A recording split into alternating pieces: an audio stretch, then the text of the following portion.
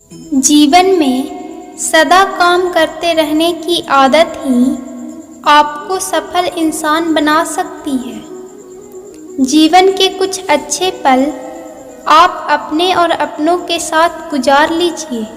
क्या पता आपको फिर ये पल मिले या ना मिले।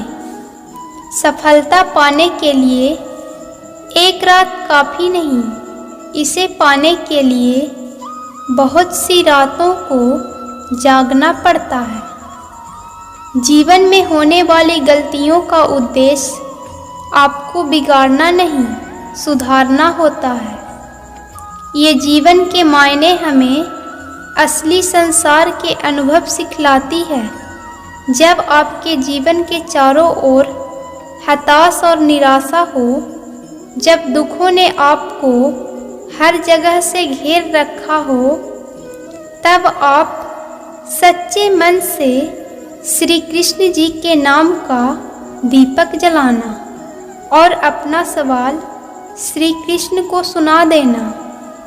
श्री कृष्ण स्वयं आपके सारे दुख हरने आएंगे। मनुष्य अपने सच्चे हृदय से जो दान दे सकता है, वो अपने हाथों से नहीं दे सकता।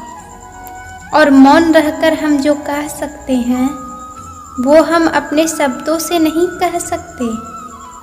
श्री कृष्ण कभी भी हमारा हाल नहीं पूछते।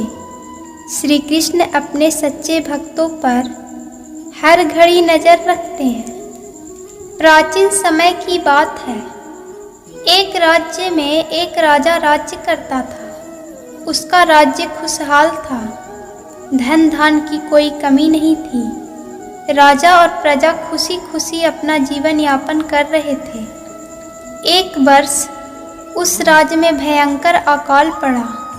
पानी की कमी से फसलें सूख गई। ऐसी स्थिति में किसान राजा को लगान नहीं दे पाया।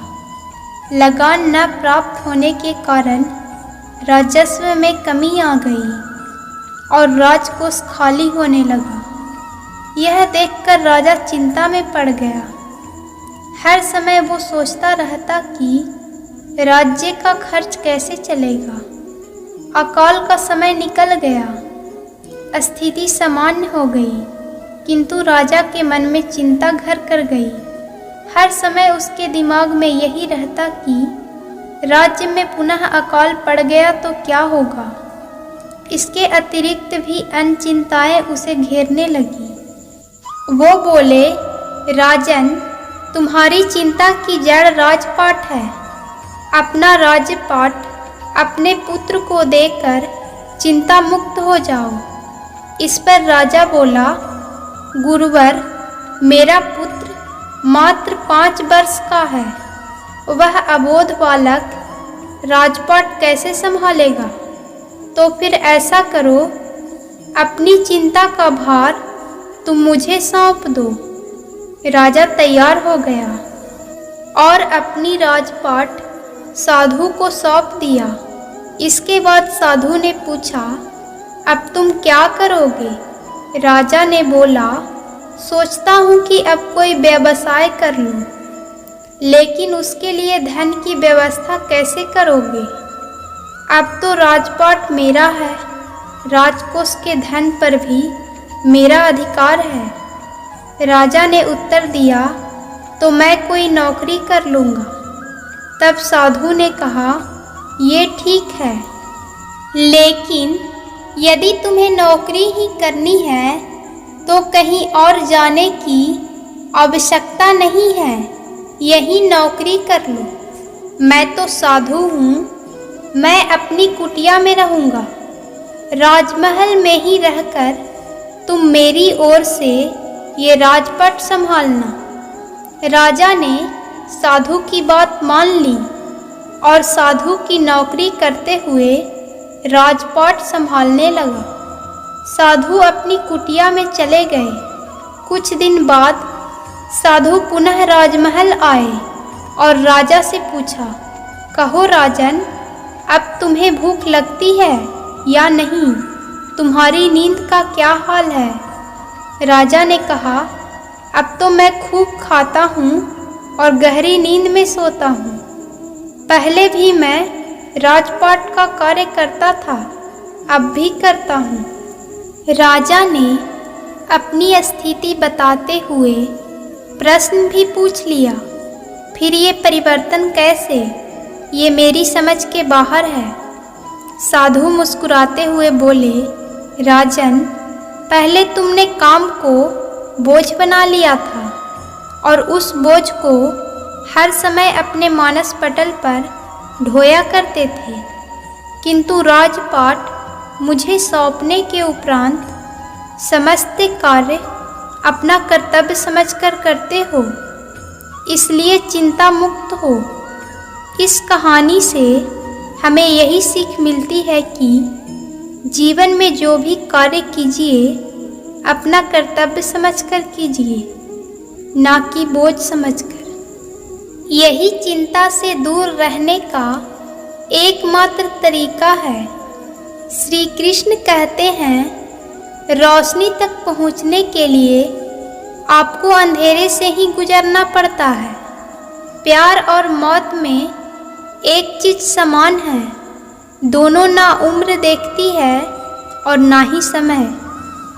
इतना तो मकड़ी भी अपने जाल में खुद नहीं उलझती, जितना आदमी अपने ख्यालों में उलझ जाता है। ऐसे तो जिंदगी में बहुत से लोग मिलते हैं। ये दुनिया प्यार की सिर्फ बातें करती है, चलती तो सिर्फ अपने मतलब से ही है। सड़क कितनी भी साफ हो, धूल तो हो ही जाती है, और इंसान कितना भी अच्छा हो, कभी ना कभी उससे भूल हो ही जाती है। किसी ने क्या खूब कहा है, जिस लहजे में बात करते हो उसी लहजे में सुनने की भी हिम्मत रखो।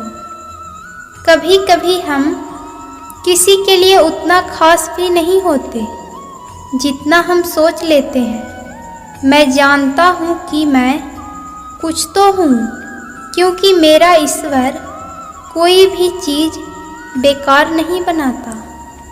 भीड़ में सभी लोग अच्छे नहीं होते और अच्छे लोगों की भीड़ नहीं होती।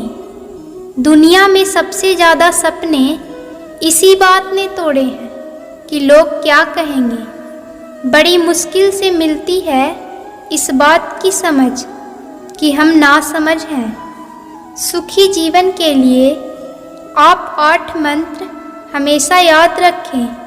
यदि आप पूजा करते हैं तो आपको विश्वास रखना सीखना पड़ेगा।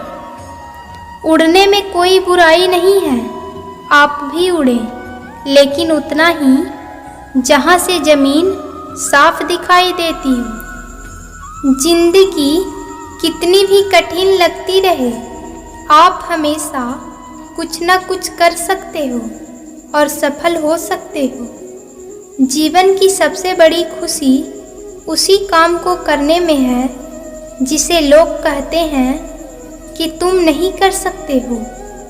जब सारी दुनिया कहती है कि हार मान लो, तब दिल धीरे से कहता है एक बार और कोशिश कर लो, क्योंकि आप ही इस काम को कर सकते हो। यदि आप किसी से कुछ बोलना चाहते हैं तो उससे पहले आपको सुनना जरूर पड़ेगा।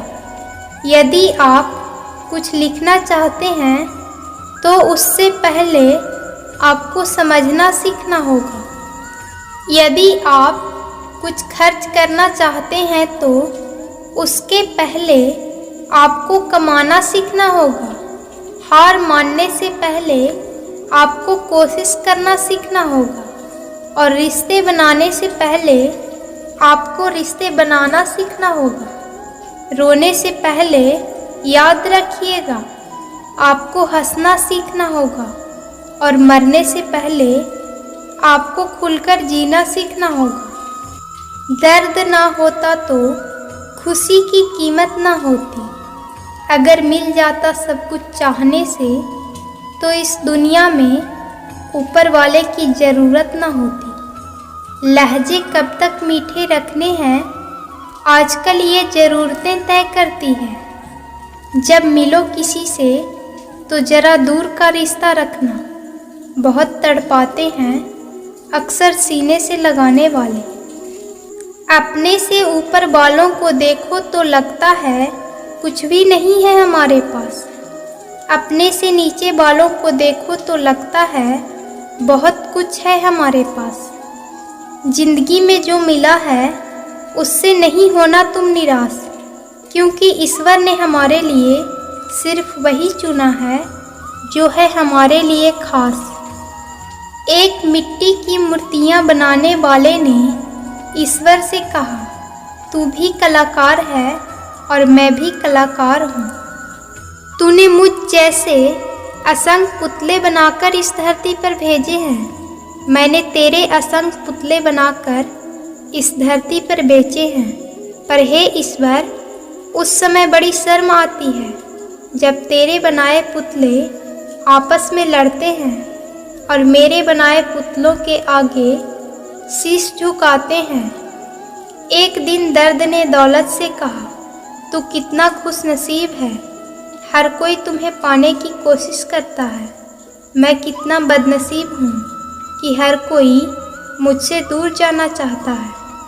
दौलत ने बहुत प्यारा जवाब दिया, खुशनसीब तो तुम हो जिसे पाकर लोग अपनों को याद करते हैं, और बदनसीब तो मैं हूँ जिसे पाकर लोग अपनों को भूल जाते हैं। ये दुनिया का नियम है, यदि प्यार चाहते हो तो प्यार देना पड़ेगा, यदि सम्मान चाहते हो तो सम्मान देना पड़ेगा।